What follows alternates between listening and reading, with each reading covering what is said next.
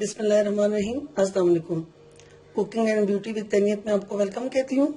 आज जो रेसिपी मैं आपके साथ शेयर करने जा रही हूँ वो सबकी पसंदीदा है, आलू का पराठा। तो चले हम इसको फौरी तौर पे बनाते हैं। इसके लिए ये देखें, मैंने 4 से 5 आलू जो है वो ले लिए, ये आप देखें, और इनको अच्छे तरीके से बॉईल करके मैंने इनके छिलके उतार दिए। और अब इनमें ये देखिए, मैंने हाफ कप जो है, छोटा बाउल जो है, बिल्कुल चॉप किया हुआ प्याज है वो डाल। आप अपनी मर्जी के मुताबिक ये चीजें कम या ज्यादा भी कर सकते हैं, लेकिन ये 4 से 5 जो आलू हैं मुनासिब साइज के, उनके लिए ये चीजें। ये देखें, 2 सब्ज मिर्च मैंने बारीक चॉप कर ली है। 1 चम्मच सिर्फ जो है देखें लहसुन अदरक का पेस्ट में डालूंगी इसमें। ये हाफ बाउल इसमें मैंने सब्ज धनिया और थोड़ा सा पुदीना भी डाल दिया है। पुदीने की बहुत ही मजे की खुशबू आती है इसमें। और ये देखें, जो इसमें जरूरी मसाले हैं आप उनको अच्छी तरह नोट कर लें। ये 1 टीस्पून के हिसाब से ये देखें नमक है, ये कुटी लाल मिर्च है, और ये भुना कुटा सफेद जीरा है, सुर्ख मिर्च, और हाफ टी स्पून में मैंने हल्दी, अजवाइन, ये 2 चीजें जो है मैंने हाफ टी स्पून में ले ली हैं। और ये देखें खुश्क धनिया, ये भी मैंने 1 टीस्पून ले लिया है। और गरम मसाला, काली मिर्च, ये दोनों में मैंने 1-1 टीस्पून ली है। और चाट मसाला मैंने हाफ टी स्पून ले लिया। ये आपने अच्छी तरह नोट कर लिया। ये सारी चीजें हम इसमें डाल देते हैं। अब हम किसी मैशर की मदद से अच्छे तरीके से इन आलूओं को इन सब चीजों के साथ ही मैश कर देते हैं।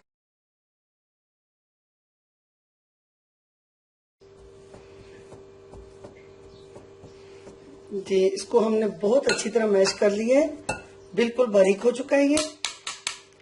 आप इसको हाथ से भी कर सकते हैं या इसको आप हावन दस्ते में भी कूट सकते हैं, लेकिन ये ख्याल रखें कि ये बिल्कुल ये बारीक मैश होना चाहिए। इसमें आलूओं में किसी किस्म की गुठली नहीं होनी चाहिए। ये देखें, बिल्कुल इस तरीके से। ये देखें, अब मैं आपको इसको पराठों में लगाना और फिर मजेदार पराठे बनाना भी सिखाती हूँ। देखें, इसके लिए हमने 6 पेड़े बना दिए छोटे साइज के।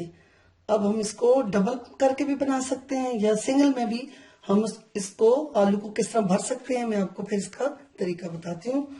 अब देखें, सबसे पहले हम इसका ये छोटा एक पेड़ा लेते हैं और इसकी रोटी बेल लेते हैं।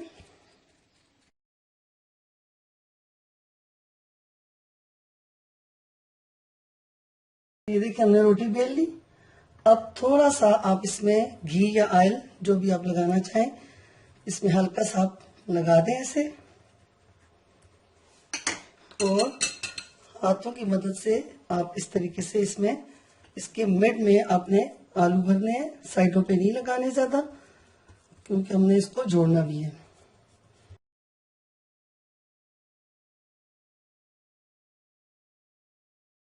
जी, ये देखें, मैंने ये लगा दी। अब इसी साइज की एक और रोटी मैंने बेल ली है और बिल्कुल इसके ऊपर रख के हम इसको अच्छे तरीके से जोड़ लेते हैं इस तरह।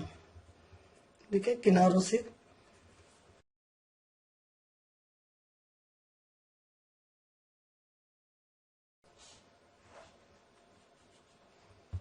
अब आप इसको आहिस्ता से बेल लें ताकि ये बिल्कुल बराबर हो जाए। ज्यादा जोर नहीं लगाना। इस तरीके से आप इसको पलट दें और अपने मर्जी के मुताबिक इसको शेप दे दें।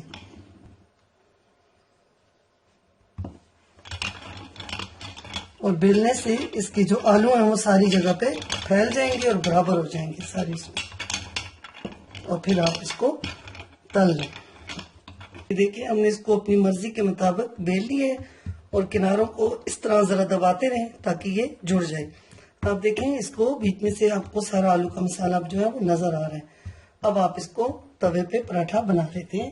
देखिए, हल्का सा इसको आप हाथ से बेल लें, हल्का सा, और अब आप इसको तवे पे डाल दें इस तरह।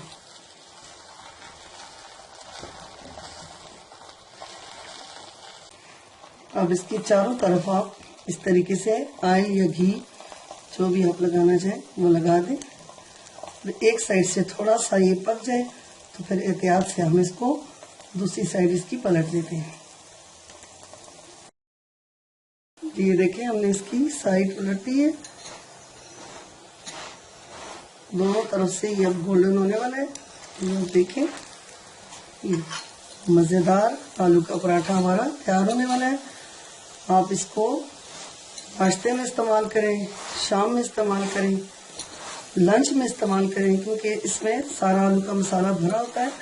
बगैर सालन के भी आप इसको जिस वक्त चाहें खा सकते हैं। बहुत ही मज़ेदार है। अगर आपको ये पराठा पसंद आए, मेरी ये रेसिपी पसंद आए, तो मेरे चैनल कुकिंग विद तैनियत को ज़रूर सब्सक्राइब करें। ये देखें, अगर देखें किस कदर खूबसूरत फूला फूला सा ये पराठा बन के तैयार होने वाला है। बस अब हम इसको उतार लेते हैं और बाकी के सारे पराठे भी बना लेते हैं। आप इसकी शेप जो मर्जी बना लें, चौकोर बना लें, गोल बना लें, जिस तरह भी।